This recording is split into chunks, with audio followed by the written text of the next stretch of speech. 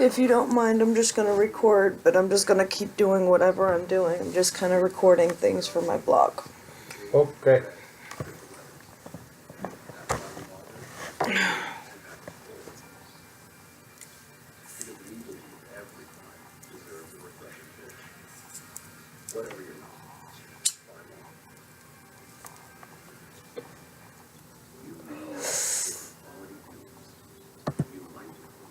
I might talk to myself. Okay. Okay.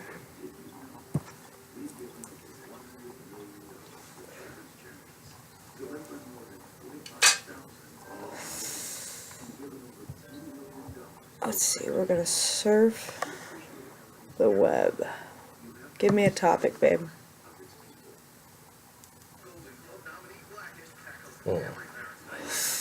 I got it. Let's do something simple. Cannabis. Extract.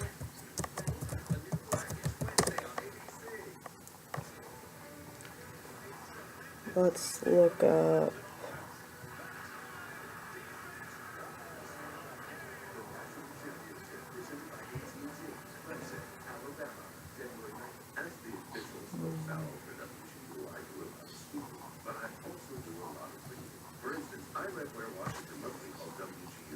Beginner's Guide to Buying Dabs and Cannabis Extract.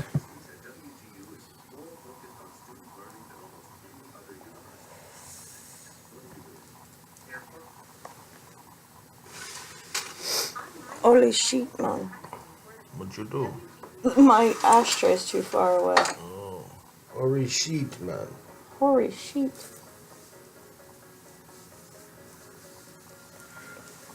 Okay.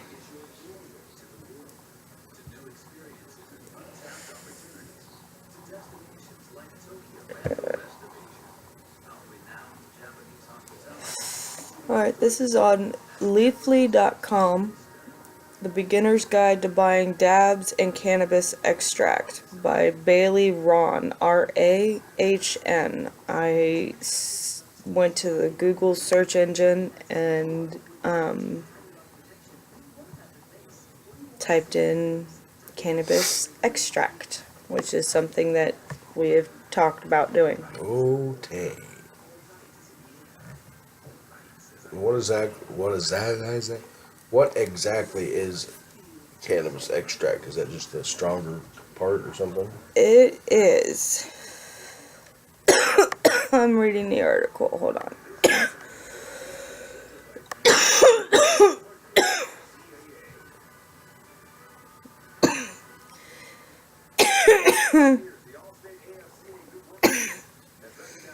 It says if you're new to dabbing, your head is probably spinning with questions about extract types, costs, and so on. This guide will walk you through everything you need to know, and by the end of it, you should have a much better idea of what things to look out for when buying dabs. Keep in mind that this article focuses only on dabbable oils, and you can read up on other extracts here, but I'm not. You know, there's different, I guess there's a bunch of different types of different kinds of extracts. This particular one is dabbing, which you have to take a blowtorch to heat up the piece that you dab.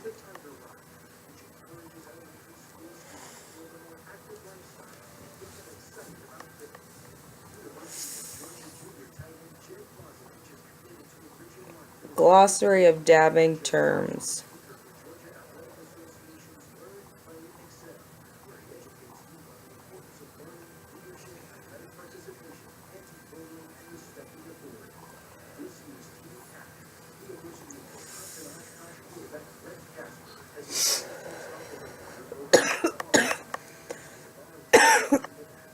Okay.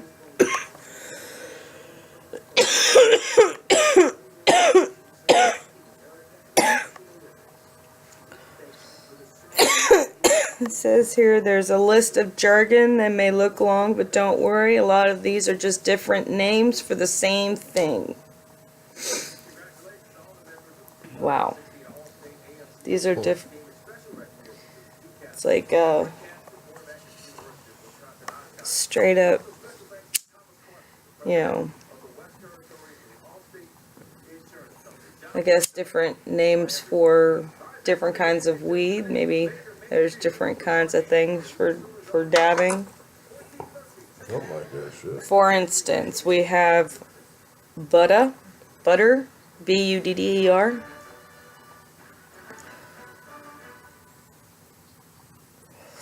extracts that take on a creamy butter-like consistency. I don't know if I want to smoke something like that. You know what I mean? Yeah, I'm not sure about that either. Yeah. Butane hash oil. This is a I hate common... when they're adding butane and shit. Yeah, that's my concern. This is the most commonly used extracts for dabbing. BHO, as it's commonly known, uses butane to strip essential compounds like THC, CBD, and terpenines. What is that word? Terpenes, I don't know. Terpenes, TERPENES, from the cannabis plant. Concentrating them in an oil varying consistencies. No, this is shatter, wax, butter, crumble, pull, and snap. So that's the actual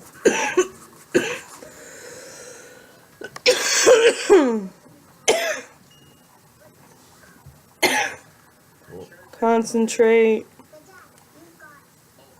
That's should take, you know, concentrated. It concentrates cannabis compounds. CO2 oil. This type of cannabis oil that uses pressure and CO2 to extract the essential compounds from the plant. You got crumble, which refers to extracts that take on a soft, crumbly texture.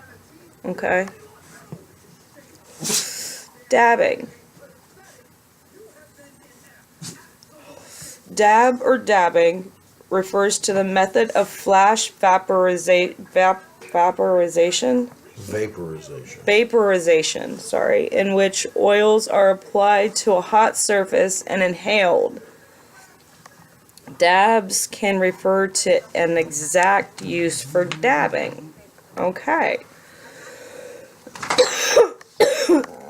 So dabbing is the method of which you get the extract. Go. And then you have a dab rig. Also, oil rig refers to a water pipe when dabbing attachment.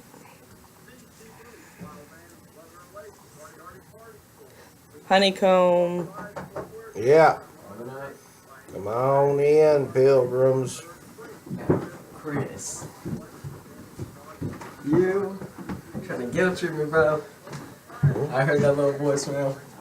And you were like, but if you want to. Yeah. But if you want to come up, If you want to, it's okay. Did you just seriously hit your head? on what? The ceiling. One time. Alright. Now there's the nail, which is the metal or glass spike. Dabs are applied to the nail and then heated by a torch or electronically. That's good to know. Oil, broad term. It's a runny oil-like consistency. What is this word? Ubiquitous. Ubiquitous term that describes extracts of many forms and consistencies. So it's just a layman's term to oil. Pull and snap refers to the extract that are taffy-like.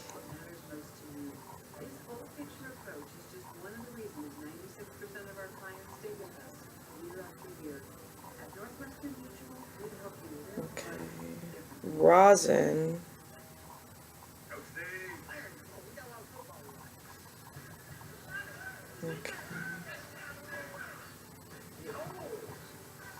Shadow.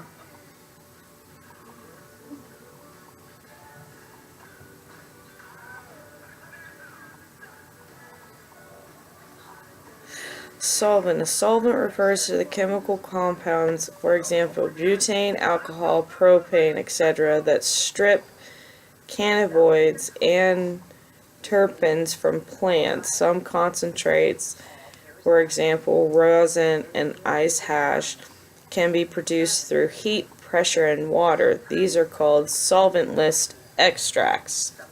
That's good to know. If you don't want that butane or alcohol, you say you want a solventless extract. Okay, That's good to know. this is true. Though that is the vocab that they have. The only one I didn't talk about was a purge, which I apologize, which I realize that it refers to the process of removing solvents during extraction. And it says high levels of residue solvents can be unsafe for consumption, so make sure that the product you're purchasing has been lab tested. So you gotta make sure.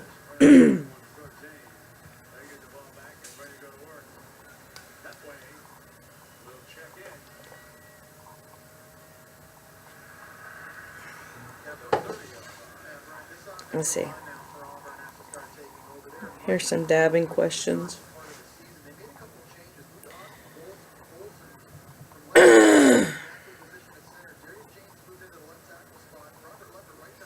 Okay, traditional dabbing setup include a water pipe, a nail, a dome, and a torch.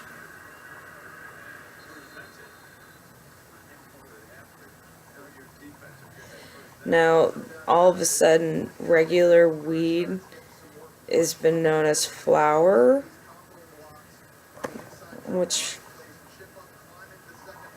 I don't know if I like that or not, because it's just weed. Right.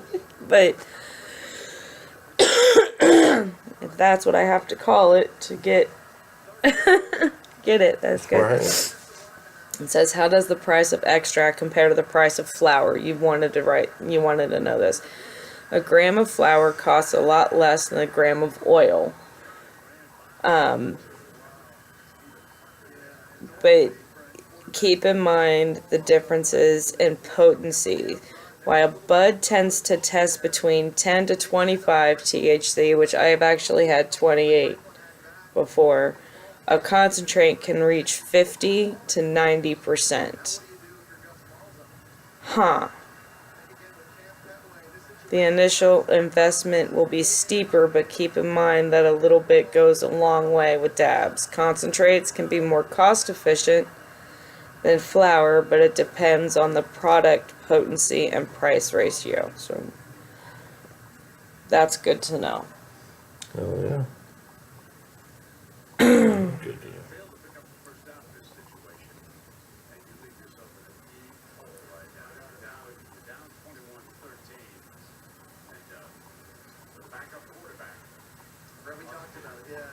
And it depends on regional markets and stuff like that. How long will a gram of oil last me?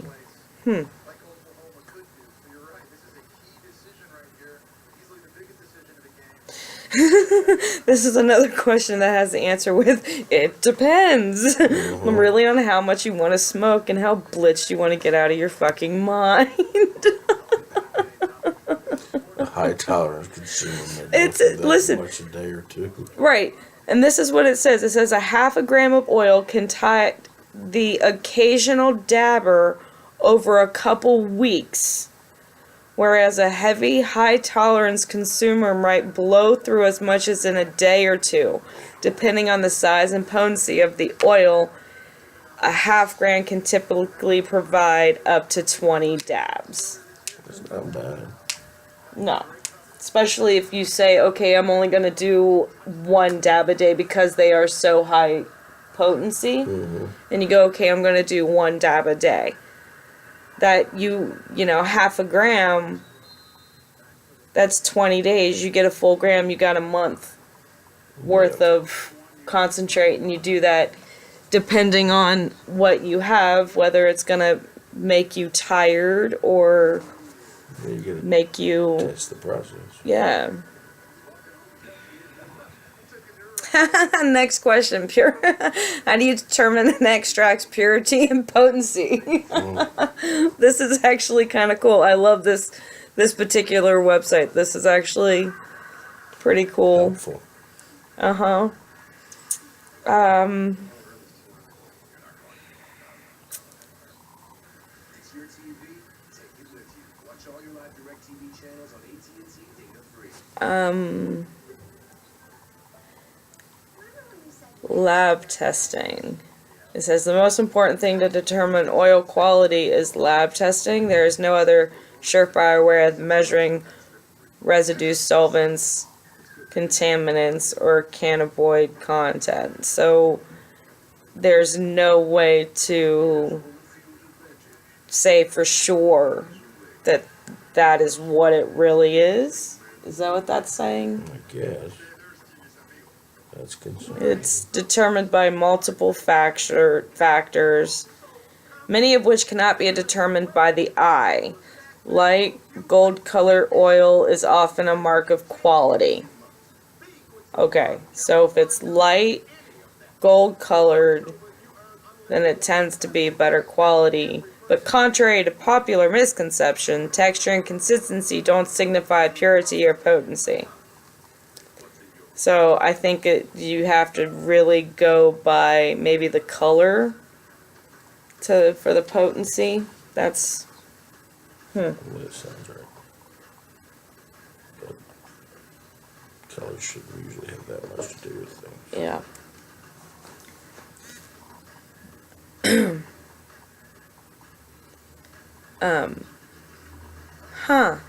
Soul Driver is alive. Well, he was at 10:40. Gaming, chilling, and smoking bud.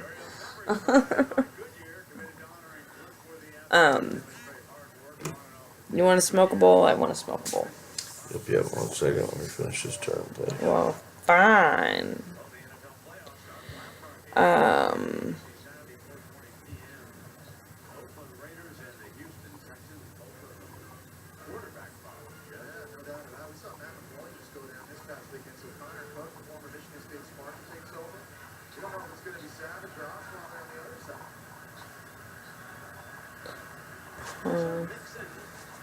Returns as the running back play action from Mayfield. They drop it off to Joe. 9-yard gain on that play for Mixon. Tremendous coverage that time, on and on when Carlton Davis on D. Westbrook. It says here, what's the difference between shatter, honeycomb, crumble, and wax? And pretty much it's just the consistency and texture. They all do the same thing. So it all has to be in the same way. You know? Yeah. This is an amazing website. Yeah. Google and shit are fucking great. Right? How do you store dabs? They're stored in plastic containers, typically prefer to be silicone containers afterwards. Dabs won't stick to silicone. Also, it's a great way to prevent wasting oil and keep the container free of annoying stickiness. I also want you to look up how to rehydrate dry But, bud. okay.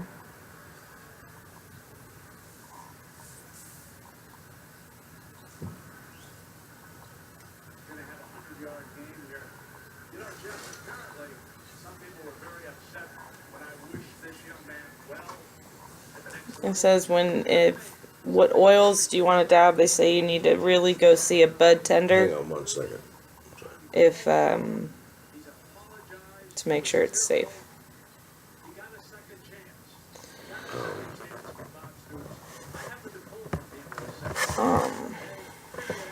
I hope he has a wonderful career and he teaches people with that brutal, violent video. Okay? Second down and 9.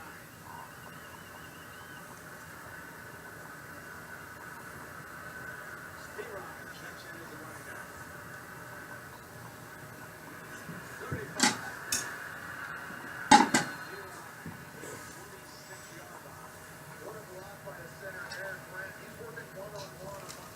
This is really, it's medicinal.